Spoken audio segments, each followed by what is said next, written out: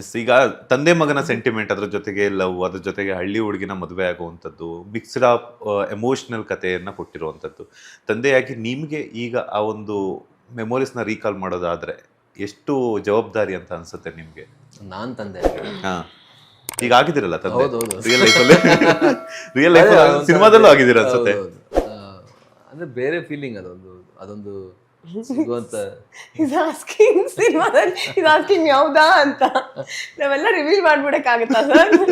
ಹೌದು ಅಂದ್ರು madam. Of the camera ನಿಮಗೆ ಎಲ್ಲ ರಿವೀಲ್ ಮಾಡ್ತೀವಿ. ಇಲ್ಲ, ಅದೊಂಥರ ಬೇರೆ ರೀತಿಯ ರೆಸ್ಪಾನ್ಸಿಬಿಲಿಟಿ. ಅದು ನನ್ನ ಪ್ರಕಾರ ತಂದೆ ಅನ್ನುವಂಥ ಅದು ರೆಸ್ಪಾನ್ಸಿಬಿಲಿಟಿ ಬಂದು ನೈಸರ್ಗಿಕವಾಗಿ ಬರುವಂಥ ರೆಸ್ಪಾನ್ಸಿಬಿಲಿಟಿ ಅನ್ಕೋತೀನಿ ನಾನು, ಅಲ್ವಾ? ಬರೀ ಮನುಷ್ಯರಲ್ಲಿ ಮಾತ್ರ ಅಲ್ಲ, ಈಗ ನೀವು ಪ್ರಾಣಿಗಳನ್ನು ನೋಡಿದ್ರು ಕೂಡ when a tiger is a mother, ಅಥವಾ ಅದಕ್ಕೆ ನೈಸರ್ಗಿಕವಾಗಿ ಅದು ಮೈಂಡ್ ಅಂದರೆ ಮೇ ಬಿ ನೇಚರೇ ಆ ಒಂದು ತರುತ್ತೆ ನಮ್ಮಲ್ಲಿ ಬದಲಾವಣೆ.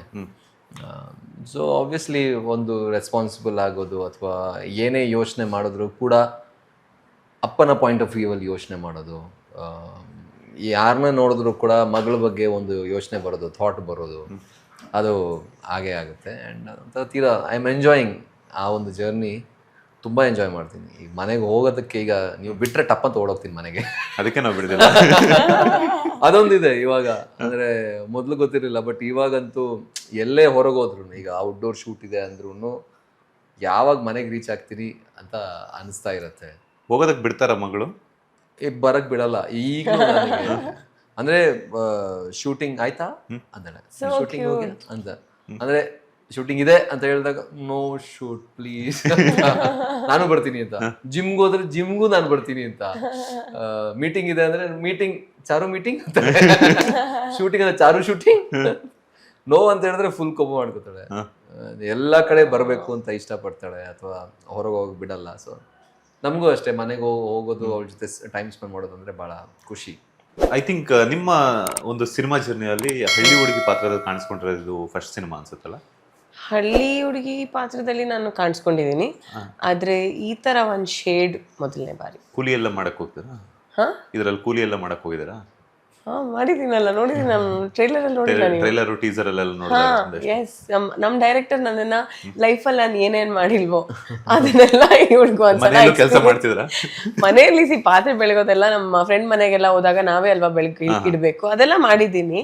ಬಟ್ ಈ ತರ ಒಂದ್ ವಾತಾವರಣದಲ್ಲಿ ಒಂದ್ ಸ್ಲಮ್ ಅಲ್ಲಿ ಹೋಗಿ ಕೂತ್ಕೊಂಡು ಬೆಳಗಿ ಅಂದ್ರೆ ಅದೆಲ್ಲ ಮಾಡೋದು ಅಭ್ಯಾಸ ಇಲ್ಲ. ಅದೆಲ್ಲ ಅದೆಲ್ಲ ಮೊದಲನೇ ಬಾರಿ ಮಾಡಿರೋದು. ಮಜಾ ಇತ್ತು. ಅಂದ್ರೆ ಮೊದಲನೇ ಬಾರಿ ಮಾಡ್ತಾ ಇರೋದು ಎಕ್ಸ್ಪೀರಿಯನ್ಸ್ ಲೈಫಲ್ಲಿ once in a life time ಅನ್ನೋ ತರ ಒಂದ್ ಮಜಾ ಅಂತೂ ಇತ್ತು. ಮೊದಲನೇ ಬಾರಿ ತರ ಮಾಡಿಲ್ಲ ಅವರು, ಎಕ್ಸ್ಪೀರಿಯನ್ಸ್ ಇರೋ ತರ ಮಾಡಿದ್ರು. ಐ ಥಿಂಕ್ ಅವರು ಫ್ರೆಂಡ್ ಮನೆಗೆಲ್ಲಾನು ಹೋದಾಗೆಲ್ಲ ಮಾಡಿರ್ತಾರ, ಅದನ್ನ ನೆನಪಿಸ್ಕೊಂಡು ಮಾಡಿರ್ತಾರೆ. ಸ್ವಲ್ಪ ಅಷ್ಟೆಲ್ಲ ಕೆಲಸ ಮಾಡಿಸ್ತಾರ. ನನಗೂ ಅದೇ ಆಶ್ಚರ್ಯ, ಒಬ್ಬೊಬ್ರೆ ಇರೋರು ಇರ್ತಾರಲ್ಲ, ಸೋ ಸ್ಯಾಡ್. ಅಲ್ಲ, ಒಂದು ಬ್ರೇಕಿಂಗ್ ನ್ಯೂಸ್, ರಾಜ್ಕುಮಾರ್ ಸರ್ ಅವರ ಮೊಮ್ಮಗಳ ಕೈಯಲ್ಲಿ ಕೆಲಸ ಮಾಡಿರುವಂತವ್ರು ಯಾರು ಮನೆಯಲ್ಲಿ ಮಾಡಲ್ವ ಮೇಡಮ್? ಸರ್ ಯಾಕೆ ಸರ್ ಸುಮ್ಮನೆ ನಾನು ಇದನ್ನೆಲ್ಲ ಕೇಳ್ಬಿಟ್ಟ ಆಮೇಲೆ ಅಮ್ಮ ನೋಡ್ತಾರೆ ಅಂತ. ಅಮ್ಮ ಅಲ್ಲ, ಎಲ್ಲರೂ ನೋಡ್ತಾರೆ. ಎಸ್ ಮ್ಯಾಮ್, ಕಂಟಿನ್ಯೂ ಮಾಡಿ. ಅಂದ್ರೆ I can do sir, no problem. But ಈ ಫಿಲ್ಮ್ ಅಲ್ಲಿ ಆ ಥರ ಒಂದು ಸಿಚುವೇಶನ್ ಅಲ್ಲಿ ನನ್ನನ್ನ ನಮ್ಮ ಡೈರೆಕ್ಟರ್ ನೋಡಿದ್ರು, ನಾನು ಮಾಡ್ಬೋದು ಅಂತ ಅನ್ಕೊಂಡ್ರಲ್ಲ, ಅದೇ ನನಗೆ ಒಂದು ಪ್ಲಸ್ ಪಾಯಿಂಟ್. ಆ್ಯಂಡ್ ಅವ್ರಿಗೆ ನಂಬಿಕೆ ಕೊಟ್ಟಿದ್ದೀನಿ ಅಂತ ಅನ್ಕೊಳ್ತೀನಿ. ಎಸ್, ನಿಮ್ಮಿಬ್ಬರ ಕಾಂಬಿನೇಷನ್ಸಿನಲ್ಲಿ ಈಗ ಒಂದು ಸಾಂಗ್ ಬಾಕಿ ಇದೆ. ಸೊ ಆ ಸಾಂಗ್ ಬಗ್ಗೆ ಹೇಳೋದಾದ್ರೆ? ಆ ಸಾಂಗ್ನ ನಾವು ಆಂಡಮಾನ್ ಅಲ್ಲಿ ಶೂಟ್ ಮಾಡಿದ್ದು. ಎಲ್ಲಿ? ಅಂಡಮಾನ್. ಓಕೆ, ಅಂಡಮಾನ್ ಶೂಟ್ ಮಾಡಿದ್ದು.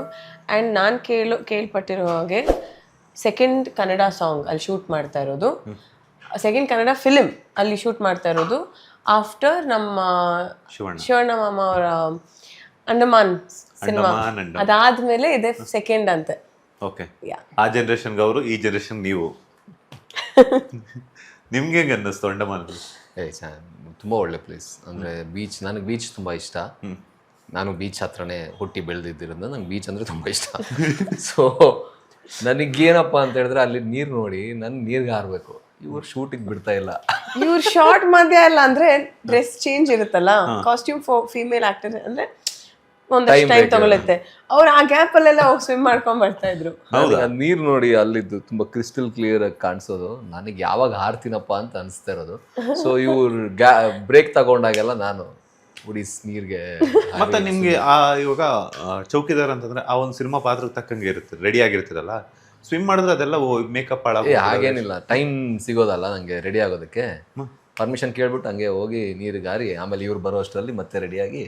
ಎಷ್ಟು ಟೈಮ್ ತಗೊಳ್ತಿದ್ರಿ ಮೇಡಮ್ ನೀವು ಒಂದು ಕಾಸ್ಟ್ಯೂಮ್ ಚೇಂಜ್ ಮಾಡೋದಕ್ಕೆ? ಓ ಮೈ ಗಾಡ್, ಈ ಕಷ್ಟ ಆಯ್ತಲ್ಲ.